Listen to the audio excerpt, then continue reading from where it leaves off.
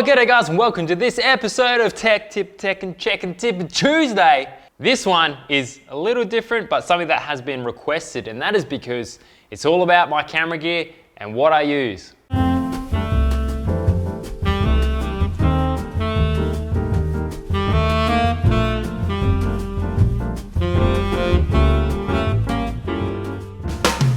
So I actually recorded this whole video like probably 6 months ago, and it took me that long to edit that. I've actually gone back to reshoot it because I've got a whole lot of different gear now, so it was kind of irrelevant before. Well, without further ado, let's just get stuck into the cameras.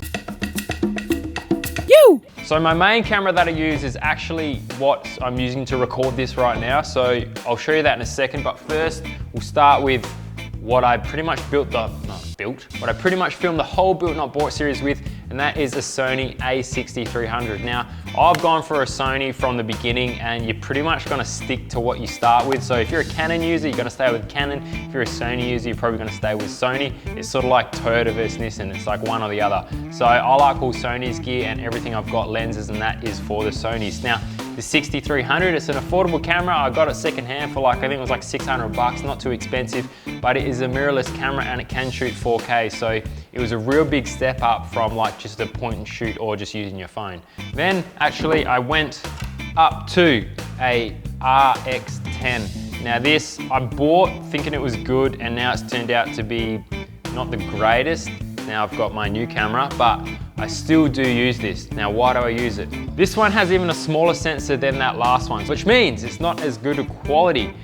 But the advantage of this, you can't take the lens off. So this is kind of a compact point and shoot camera in a way, and the reason I got it is it's just easy. So I only need to take one thing with me. I don't need to take my body and then all the lenses to attach to it. It's got an insane lens on it. So it's a 24 to 600. So as it zooms in, look at that. I've never seen something so big in my life. So I actually use it for the off-road racing type stuff. Now, the reason for that is because it zooms in so far, it's got amazing in-body stabilization. So you can handhold this thing at like 600 mil all the way in there, and it won't be super shaky, like incredible. So I use it for that, shooting cars, racing past and stuff like that. Okay, my main camera, let me just swap them over. Okay, so my main camera, which I've got recently, is an A7S II. So if you know your Sonys and that, the S is probably the one that's best for video. If you've got an R, that's for photo.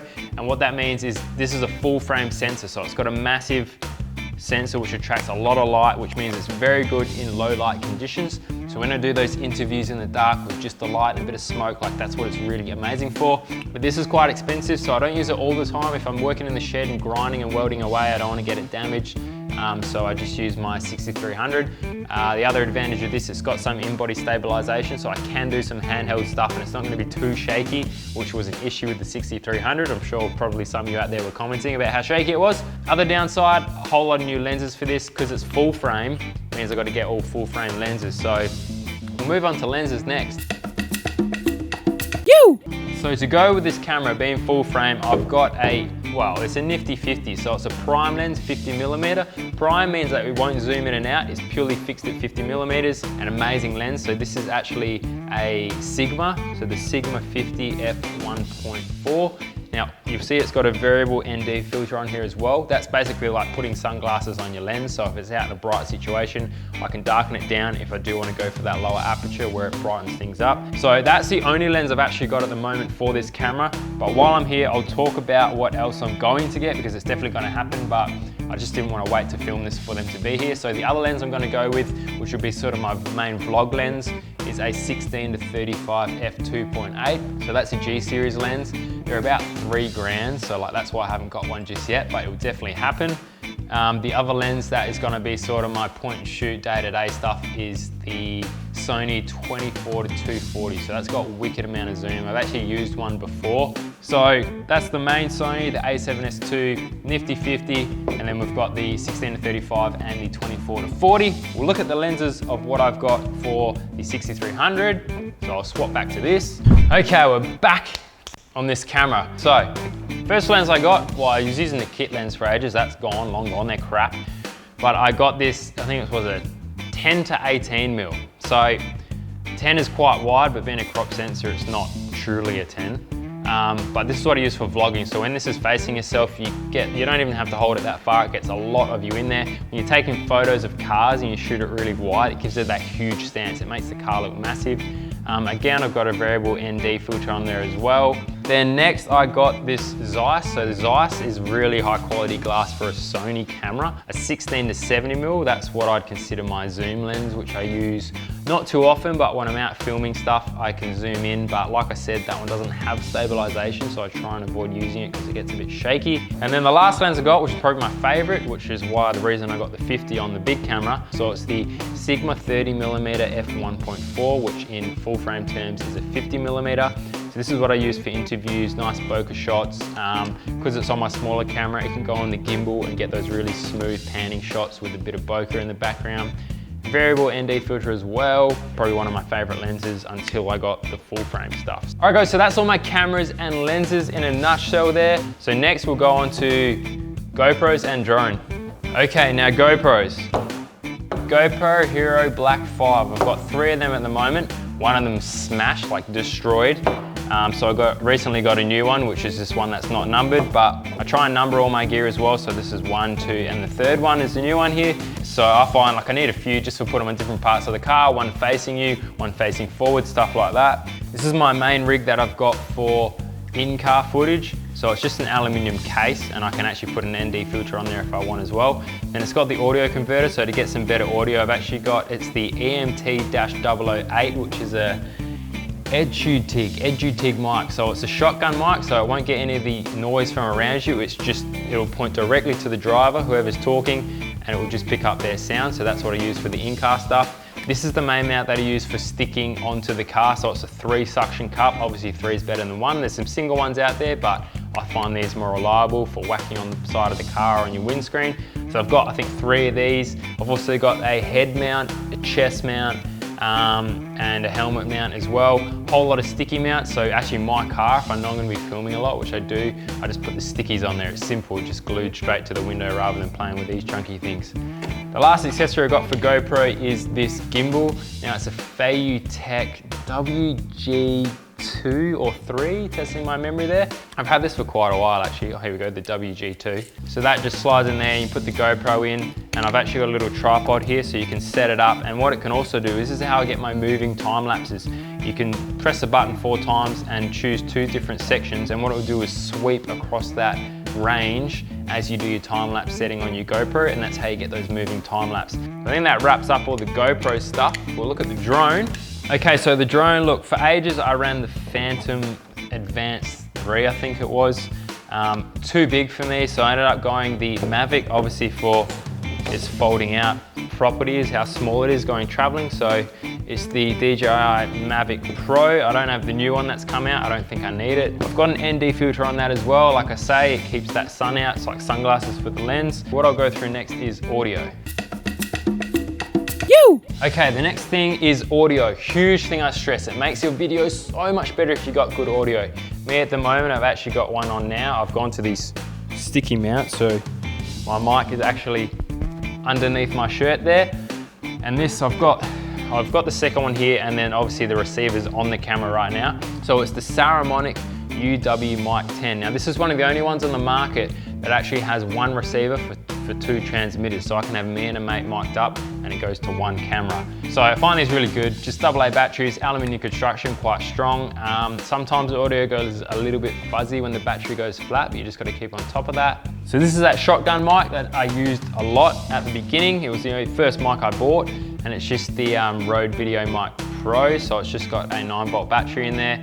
A couple of different settings for like low pass filter, audio, +10, -10 dB. And interestingly enough, I actually use this as my main mic for voiceovers. So I found on my computer, when I boost this to 20 dB and have the low pass filter cut on, I just talk pretty close to it just like that, and it gives wicked voiceover audio. A couple of tweaks on an EQ and it's perfect. So that's what I use for that. When I'm out filming, I also use a dead cat, so that just slides on there, and it stops that wind noise when I'm doing like a rig rundown out in the sand dunes or whatever, and I'm trying to get the car driving past to stop that wind noise. I just have that on there and it works bloody mint. One I got recently, which I was meant to be using a bit more than I do, but it's the Rode News Shooter.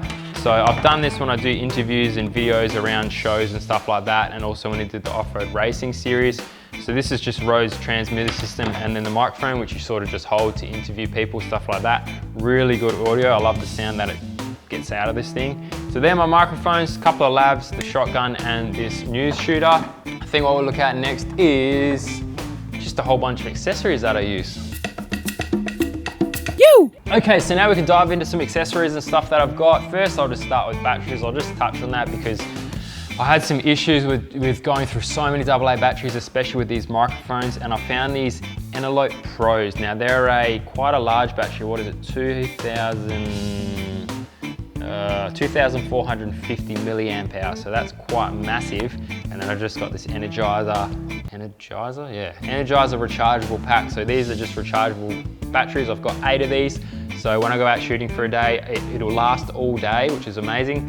And then I drop the 4 back in the charger, get the other 4 out and put it into the microphones for the next day, so that keeps them going. This is just my bag full of batteries. Now I've got a ton of Sony batteries. One thing that's not great about the Sony cameras is their battery life. So I've got 8 of these, so I go through them like every hour or so. Got a charger with me, so one comes out, put it on charge, put the next one in, and across the 3 cameras, the 8 batteries seem to be fine. I've never had an issue. I've got a light as well, so I use this at night, sometimes interviews, so it's dimmable, so you can change the brightness. Just the old eBay special, but it's an LED light which actually can go onto the hot shoot on a camera, lock in there, so wherever you point, it'll have the light follow. Now I've actually got some better lighting, which I can touch on now, but they're being used. So they're 2 light boxes, just off eBay. They're like 40 bucks, but they've got 4 LED globes in there. Quite a nice white light. And then they've got that white cover on the front to give it that smooth hit on the face, and it's just made my interviews look so much better. It's quite chunky to carry around, but it really makes a difference. Tripods and stuff like that. So this is my little just monopod, but it's not a monopod, sorry, it's got 3 legs, but it's just one of those grips that you can change and put in any position. I've had this probably from the start, and I can put any camera on there, chuck it on the table on a bench, and it can just get that shot, even wrap it around poles and stuff like that, and it can just go anywhere. These were my main tripods for a long time, so they're just the Sony standard ones, so 1 for each camera. I've used them probably for 2 years almost, and I've only recently upgraded to a better tripod, which is on the stand at the moment, but it's a nice aluminium, I forget the brand, let me find out. So it's a Velbon, but then I've got a Manfrotto head for it. So the Manfrotto is a really high quality brand, and I couldn't actually afford a Manfrotto tripod, but I just got the head because it's a fluid head, which means as you loosen that and go up and down, there's resistance and fluid inside this head here, which means when I pan and if I'm shooting a car that's far away, I can slide my hand across and it keeps it really smooth, no jerky movement. So that's the reason I got that head. I bolt it on there when I know I'm going out to shoot that kind of stuff. So I've had this gimbal for a long time and I may have to upgrade soon. I'll tell you why. That is because this can only hold my 6300. The A7S, especially with the big lens on it, it's just too heavy for it. So this is the Zion Crane V2, I believe, and this is what I use for everything. Even when I'm doing just a normal rig rundown, the guys following me around, I can hand this to anyone, and I just gotta hang on to it, and it will get a nice smooth shot.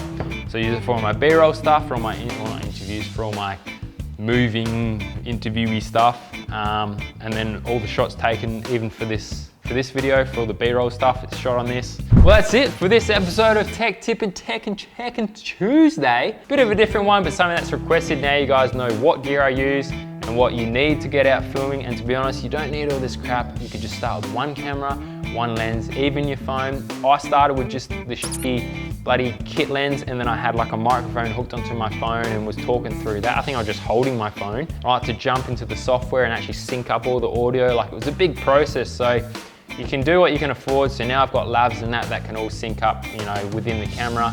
But look, just start with what you got. Get out there and get making content, because that's what it's all about. So if you enjoyed, subscribe. All the gear that I spoke about today, a whole lot of it is in the description below, and I've got links to Amazon there, so you can actually go and have a look at the gear. And if you want to get some for yourself, you can do so. Don't forget, tomorrow on my Instagram, Wednesday night at 8 p.m. Eastern Standard Time, I've got my Wired Wednesday, so I've got a live guest on. I'm not sure whose tomorrow is because I'm filming this a while ago. But yeah, check out my Instagram and it'll be on there who the guest is for tomorrow night. I'll see you guys in the next episode. Peace! Way too far to slap today. Jesus. I've just spent 3 months doing engine upgrades on my motor here, and I've been told I'm not allowed to turn the key until you press subscribe. Please press subscribe.